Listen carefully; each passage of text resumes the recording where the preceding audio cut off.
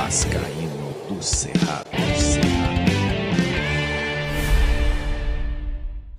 Fala galera, Vascaína, Thiago Fontes, canal Vascaíno Cerrado, trazendo mais um vídeo para o canal, direto de Sergipe, aqui da Barra dos Coqueiros. Vamos tentar bater um papo, trocar uma ideia. Eu não gosto de falar sentado, ainda mais aqui tá um calor miserável. Mas vamos tentar bater um papo sobre essa janela do Vasco da Gama, se você gostou, né? A prioridade que o Vasco tinha, acho que a missão que o Vasco tinha na janela, ela não foi cumprida, fracassaram.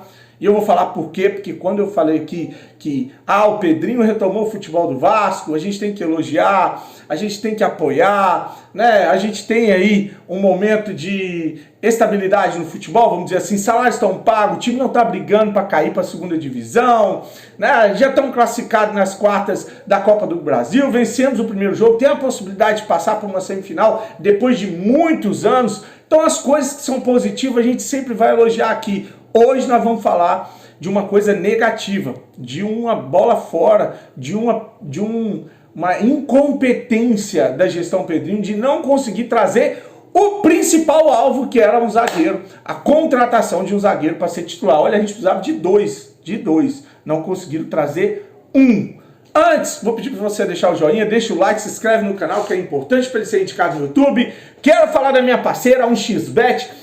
É a patrocinadora do canal Vascaíno Cerrado. A dica de ontem, os 2 gols do Sport saíram, acho que meteu até 3. Hoje na Série B tem Guarani e Curitiba, 2,41 estão pagando a vitória do Guarani, 2,90 no empate, 3,27 na vitória do Curitiba. Tá, eu acredito em Curitiba, depois que chegou o Zé Gabriel lá, por incrível que pareça, acho que foi uma sequência de 3 vitórias sem tomar gol. O cara ajeitou esse meio de campo do Curitiba e o Curitiba...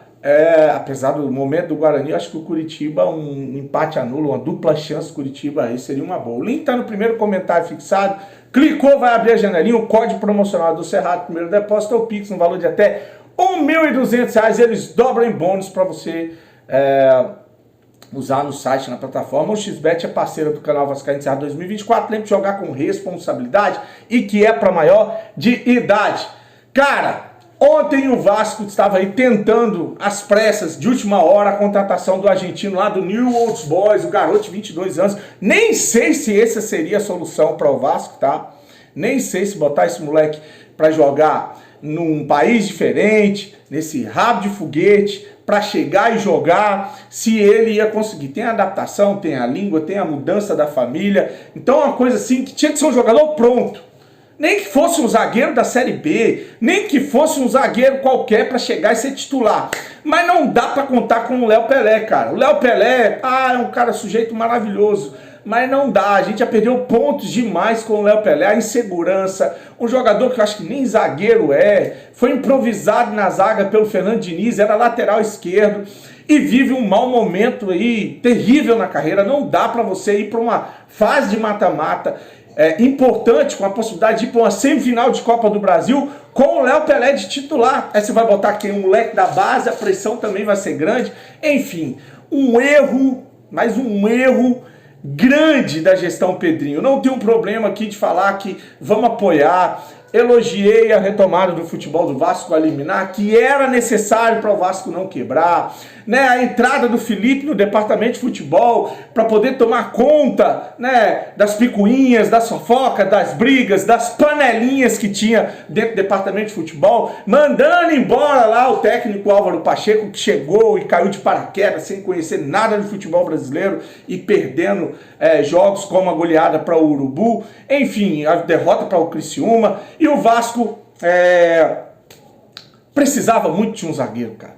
Precisava muito de contratar um zagueiro. Então eu sempre elogiei as coisas certas, essa retomada, né? Apesar da gente se classificar na Copa do Brasil por muita sorte, acho que mais sorte até do que juízo, porque se você for ver o jogo contra o Água Santa, depois o jogo contra o Atlético Goianiense, primeiro jogo lá em Goiânia, com o primeiro tempo que o Atlético amassou o Vasco e errou um caminhão de gols. O jogo contra o Atlético Paranaense, que teve várias oportunidades no primeiro tempo de matar também a parada.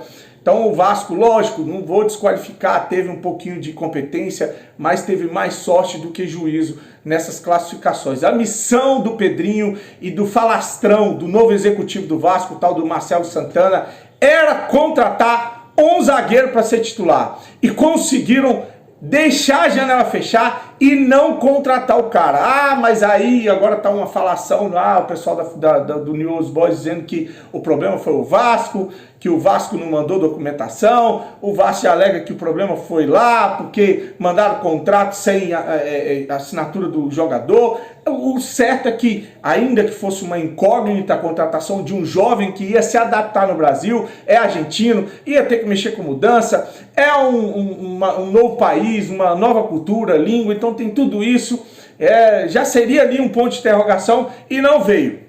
A gente perde aí a janela, a contratação que iria dar mais estabilidade para esse time na sequência do Campeonato Brasileiro, numa busca de uma possível Libertadores e também em uma classificação em semifinal de Copa do Brasil, quem sabe até podendo ir para uma final, porque Copa do Brasil é tiro curto e é isso, né, cara? Se você tem ali jogadores que decidam, como a gente tem o Verratti, como a gente tem o Payet, como a gente tem o chileno agora, que chegou o Jean, como tem o Piton, como tem o PH que está jogando bem, o Hugo Moura.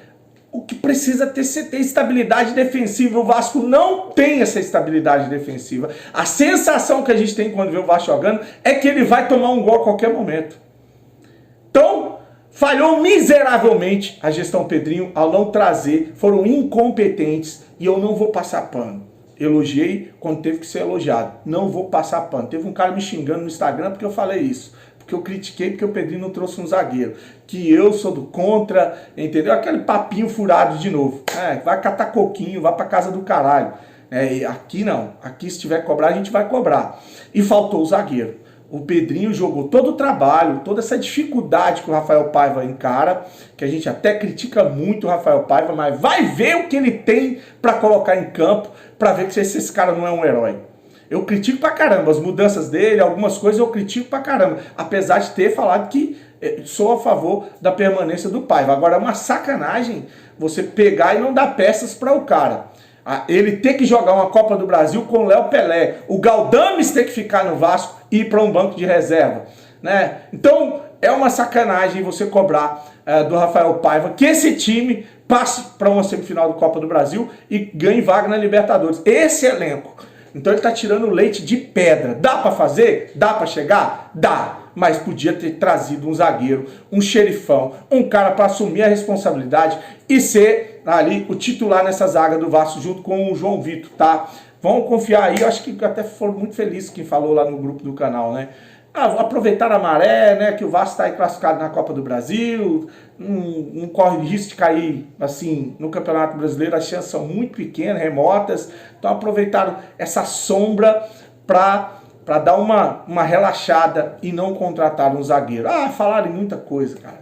Jornalistas aí que trouxeram que o Vasco estava fechado e estava fechando com o Sérgio Ramos, com o Mina, com o Tolói, o André Ramalho, Maurício Lemos, o Lianco, o Pepe, agora foi esse Ian Gravinovic, e no final das contas a nossa zaga para o resto da temporada é o Léo Pelé e o Maicon. E o João Vitor, né, que agora está fora do jogo da volta na Copa do Brasil, mas que é um jogador que passa a ser fundamental para essa defesa do Vasco. Vamos de Maicon e João Vitor, né, torcer para dar. Agora o que nos resta é torcer para dar certo, é torcer para que as coisas aconteçam da melhor forma. O Vasco, que tem 9 estrangeiros, né, completou 9 estrangeiros, que é o limite máximo permitido pela CBF recentemente.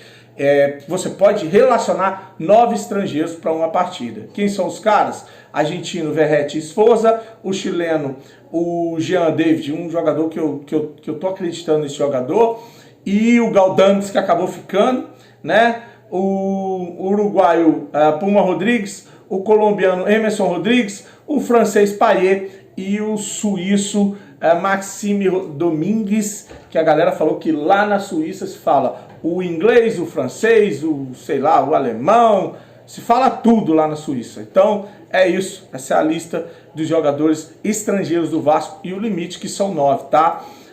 Jogos do Vasco, os próximos jogos do Vasco. O Vasco encara o Atlético Paranaense dia 11/9, fora de casa, o jogo da Copa do Brasil, da volta.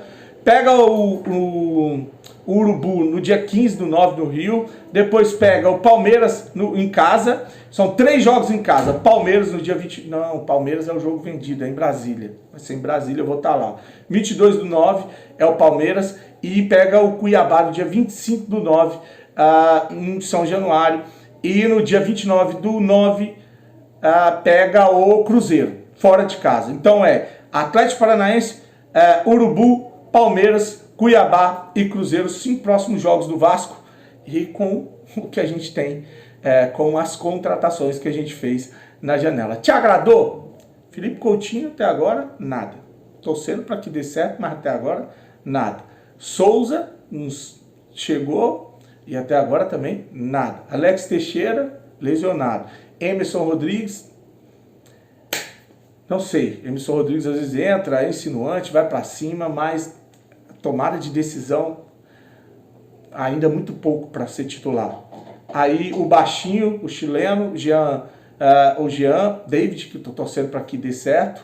E agora o meia que chegou, contrataram aí meia, contrataram volante e esqueceram do zagueiro. Ou não tiveram competência para trazer um bom zagueiro. Dava pra gente almejar coisas grandes se a gente tivesse um time equilibrado.